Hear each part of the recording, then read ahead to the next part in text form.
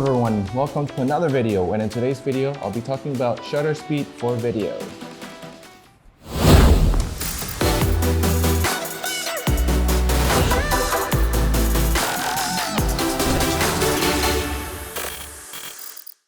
What is shutter speed? Shutter speed is the time that the shutter remains open. So if you're first starting out in video, I highly recommend that you do not use shutter priority or aperture priority, but rather start trying out to shoot video on manual mode. The reason why you want to do that is if you want to have complete control of your exposure, including shutter speed, ISO, and aperture. But in today's video, we'll focus on shutter speed, and I'll talk about what shutter speed to use for video. But before you decide what shutter speed to use, you need to decide how many frames per second you're going to be shooting your video. FPS, or frames per second, is how many times the shutter remains open per second.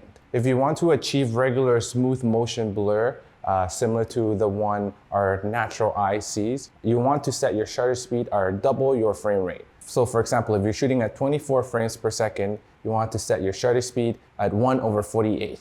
But in most cameras, DSLRs or mirrorless cameras, the closest number will be 1/50th. So that will be the shutter speed you want to set to get that smooth motion blur. If you wanted to shoot slow motion, say at 60 frames per second or 120 frames per second, you would just double that in your shutter speed. You'll try to set your shutter speed at 1/120th if you're shooting at 60 frames per second, or the closest number, which is 1/125th in this case. It's important to not let your camera decide what your shutter speed should be. This will have great impacts on the final look of your video. There are certain circumstances in which you would want to set up your shutter speed to be much faster or much slower. So for example, if you're doing fast action scenes and you wanted your footage to look abrupt or very sharp, you might want to set up your shutter speed to be really fast. But in other instances, if you wanted to give that dreamy look or a confused look, then you shoot at a slower shutter speed.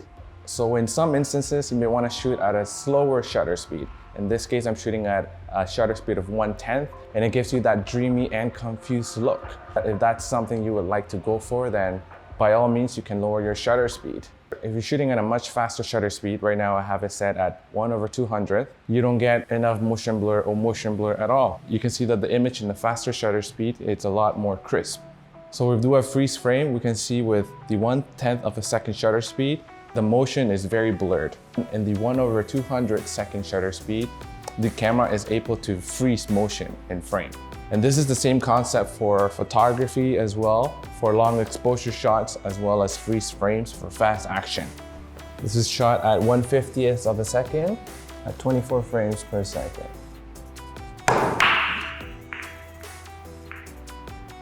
We're still at 24 frames per second, but this time this is shot at a shutter speed of 1/200.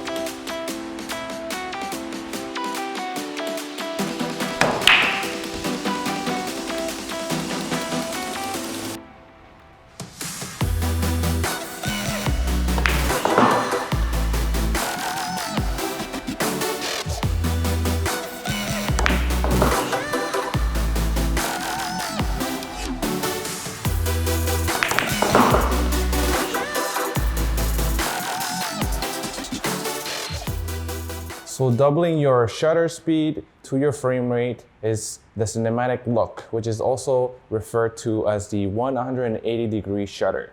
But because setting your shutter speed also has to do with exposure, depending on where you are and the amount of lighting that you have available, you might need to bring in extra resources to help you achieve proper exposure and the shutter speed that you want.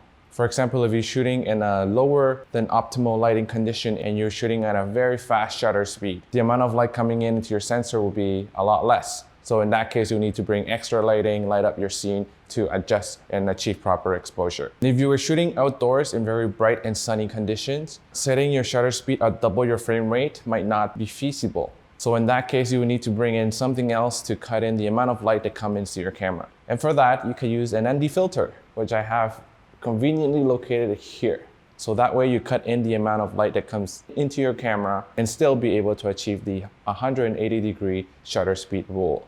So thanks for watching, guys. I hope that you learned something new in this video and how to use shutter speed correctly in all your videos moving forward, and not let your phone or your camera dictate what shutter speed you should use, but rather you control the shutter speed that you want to use. If you like this video and if you learned something new, please consider subscribing. So thanks for watching all, and until next time. Oopsies, I missed. Second. Oh, that was lame.